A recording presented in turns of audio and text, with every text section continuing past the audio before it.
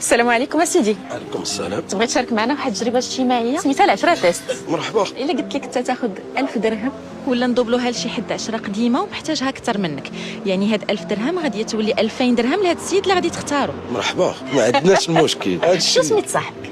نور الدين. علاش غادي تسبقوا على راسك؟ وحتى هو كيسبقني. شنو هما المواقف اللي فضلك صاحبك على راسو؟ طلبت منه الطوموبيل باقي ناقل في شهر 8.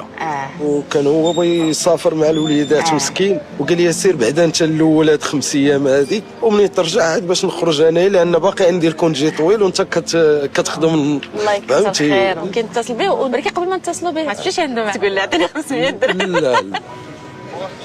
السلام عليكم. مسالي خويا نور الدين؟ لا غير سولتك واش مسالي. انا موجود. مرحبا، مالك؟ بغيت نجي عندك دابا شويه. شنو عندي؟ انا موجود، انا في القهوه. يلا راني جاي عندك دابا شويه. يلا. نعم. فين جالس؟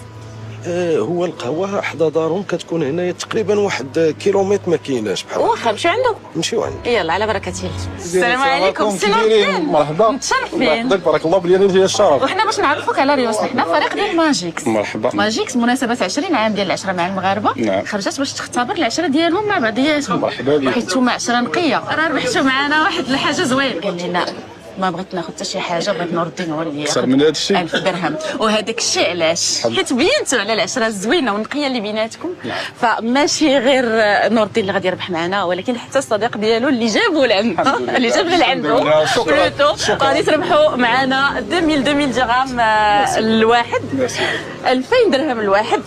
صرفوها في العشرة ديالكم. مبروك عليكم. مبروك عليكم.